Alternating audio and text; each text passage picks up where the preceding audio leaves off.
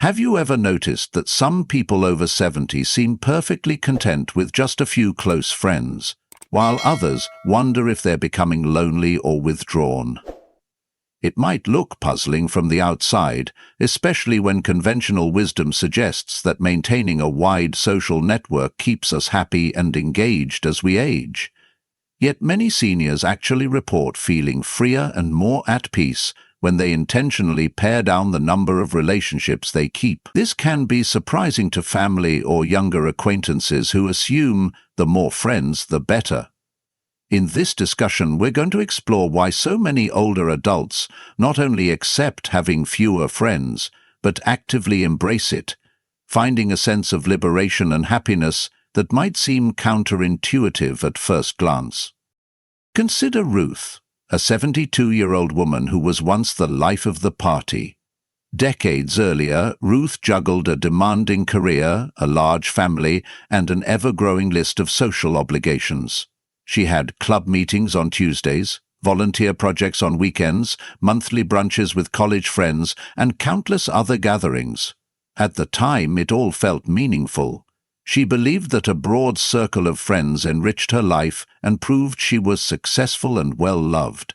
But as Ruth entered her late 60s, something shifted. She began feeling drained by obligations and small talk.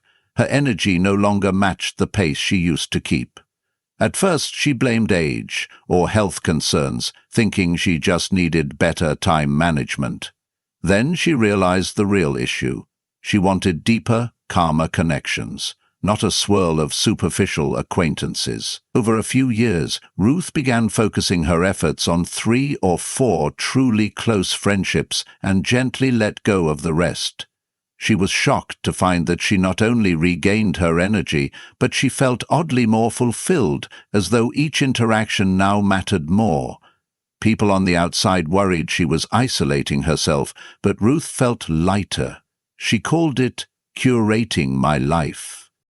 What Ruth experienced isn't unusual.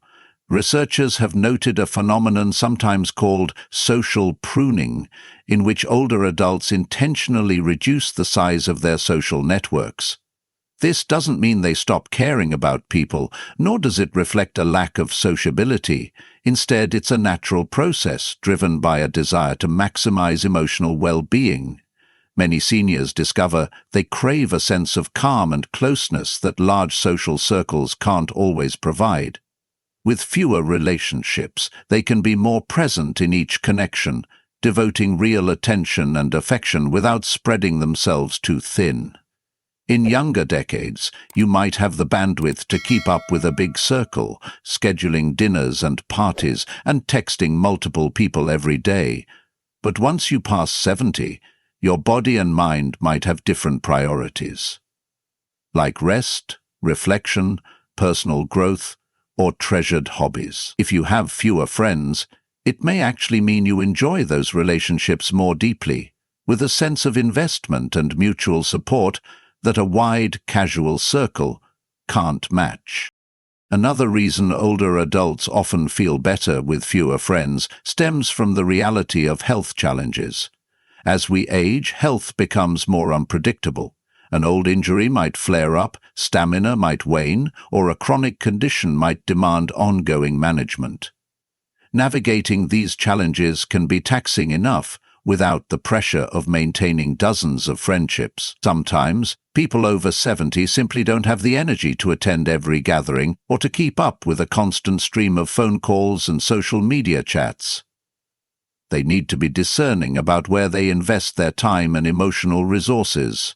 If they have 5 different groups expecting them to show up each week, they may feel guilt or anxiety about disappointing people. Reducing the social circle spares them from running on empty, and if an older individual is dealing with mobility limitations or other physical constraints, traveling across town to see casual friends might become stressful rather than enjoyable.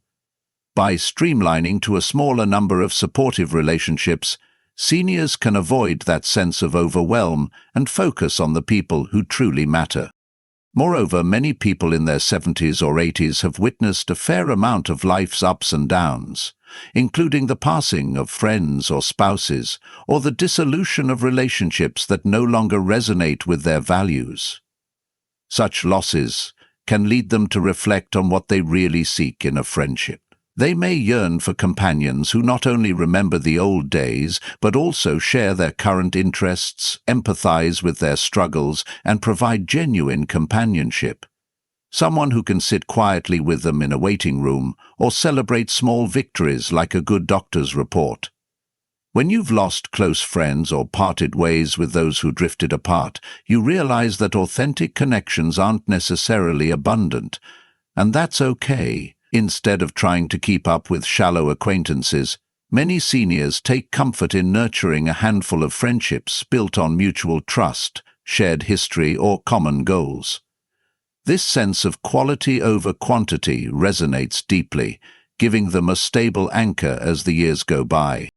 Family considerations can also influence how large or small a senior's social circle becomes.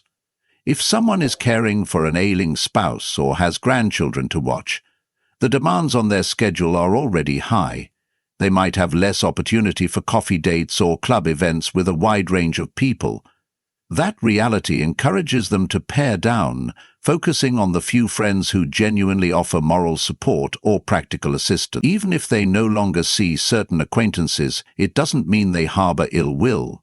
It's simply a pragmatic decision. They also might not want the emotional burden of explaining a spouse's medical updates to dozens of people or repeating the same story about how they're coping with new life changes.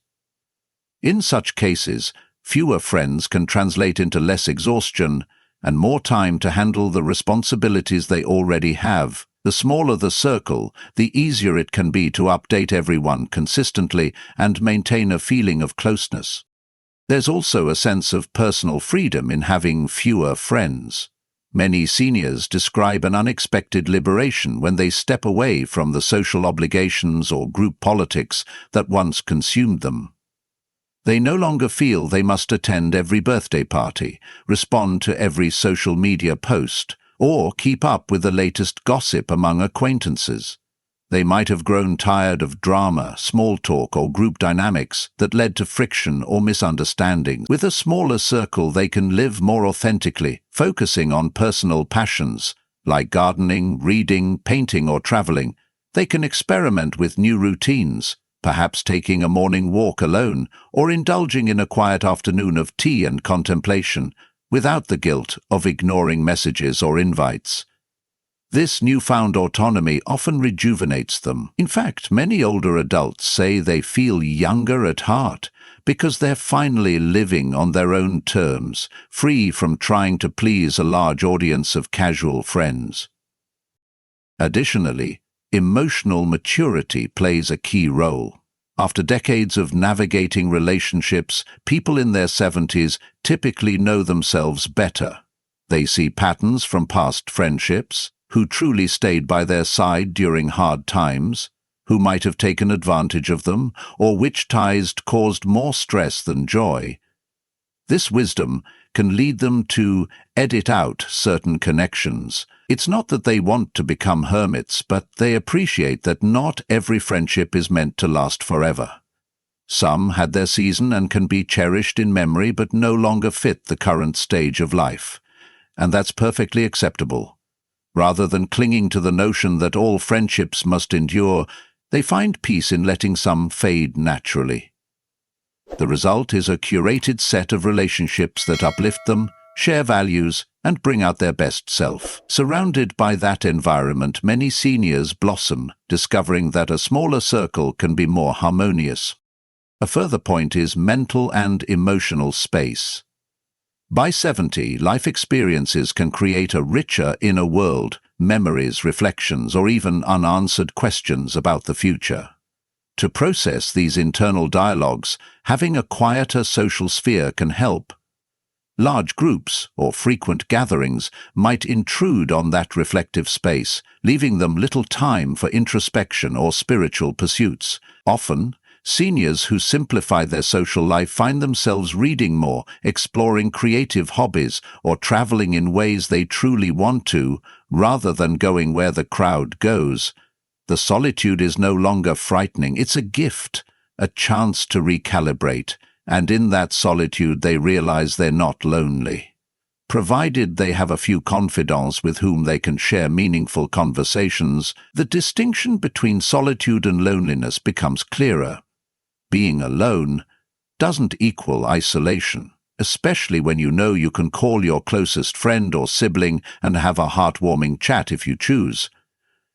This sense of, I can choose to be alone, but I'm not stranded alone, fosters a healthy independence that can lead to genuine happiness. Nor can we dismiss the role of advanced age in shaping perspective. Having witnessed multiple chapters of life, older adults may simply be less impressed by superficial social trends. They aren't as concerned about missing out because they've seen it all. They might have joined countless events in younger years, work conferences, baby showers, dinner parties, and now yearn for deeper meaning, not just noise. A smaller friend circle can be an act of self-care, a refusal to let ephemeral obligations dictate how they spend their precious, diminishing time. Some seniors also adopt minimalism not just in belongings but in relationships, releasing the notion that they should keep up with everyone from their past. Instead, they gravitate toward the select individuals who bring peace, laughter, or companionship that resonates with their new season of life, and that is often enough for them to feel content and free.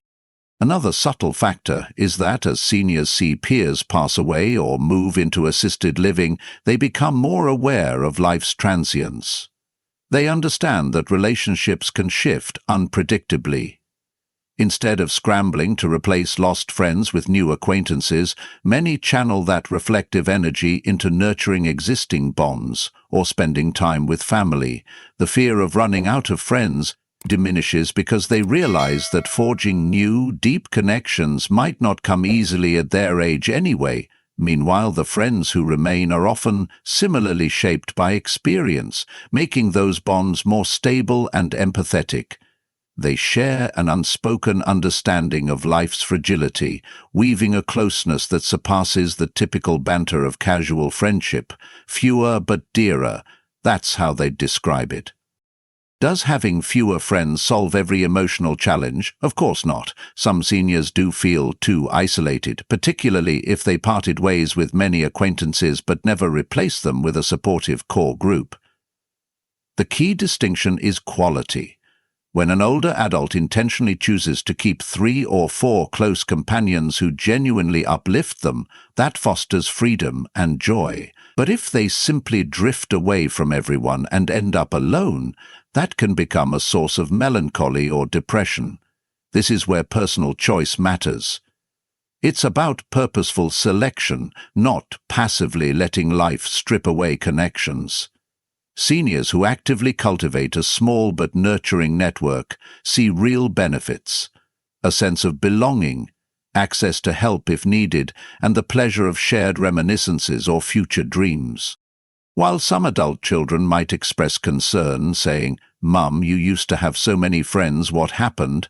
it's helpful to reassure them that nothing's inherently wrong. Parents can explain they've reached a stage where they only need or want certain key individuals in their lives.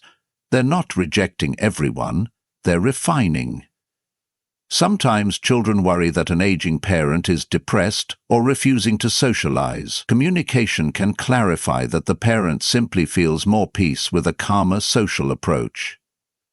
That said, if isolation creeps in, adult children might gently encourage them to at least maintain contact with a few people or attend community activities that spark genuine joy.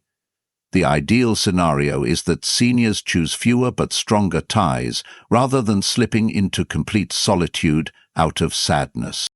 Ultimately, the phenomenon of seniors over 70 finding greater freedom and happiness with fewer friends illustrates a shift in priorities. What used to be a source of pride, having a giant social circle, may now be replaced by an appreciation for calm, meaningful companionship. Freed from the expectation to be everywhere and everything, they can focus on what truly nurtures their mind and spirit.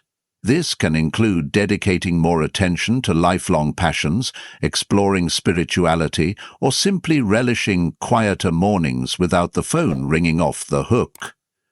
They might meet a good friend for coffee once a week, share confidences that matter, then retreat to their cherished solitude with a renewed sense of contentment. Many older adults call this the best era of their lives, discovering authenticity and simpler joys that they overlooked when they were juggling endless social events in their younger years.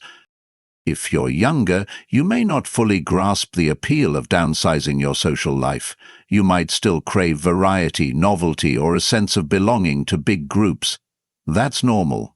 But if you ever notice an older relative or friend seeming to shut out certain circles, realize that they might not be lonely or depressed. They could be practicing a deliberate, healthy choice that aligns with their stage in life. And if you're over 70 yourself, you might resonate with a sense of relief that comes from focusing on fewer but more authentic connections. It's not a retreat from society, it's a refined approach to belonging. Indeed, many older adults claim they never felt as emotionally free as they do after releasing the burden of too many acquaintances. Looking ahead, we can see this pattern might grow more common as society evolves. Even younger generations talk about quality over quantity in friendships, but seniors have been quietly implementing that principle for decades. They discovered, perhaps the hard way, that endless socializing doesn't always equate to happiness.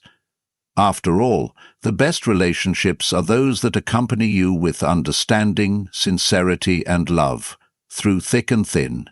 At 70 or beyond, that loyalty and authenticity shine more brightly than any large but superficial network. So if you see an older person who's simplified their friend group, there's a good chance they've found a measure of peace and emotional freedom. They might smile gently at the bustle of younger people managing sprawling social calendars, remembering they once did the same, but now they're content to sit with that one dear friend for tea, enjoying the moment with no rush, no guilt, and no fear of missing out on anything else. That's why so many seniors feel freer and happier with fewer friends. They've learned that real satisfaction doesn't come from how many greetings you get on your birthday, but from how deeply you can share your life with a select few who genuinely care. It comes from balancing alone time for reflection with companionship that's sincere.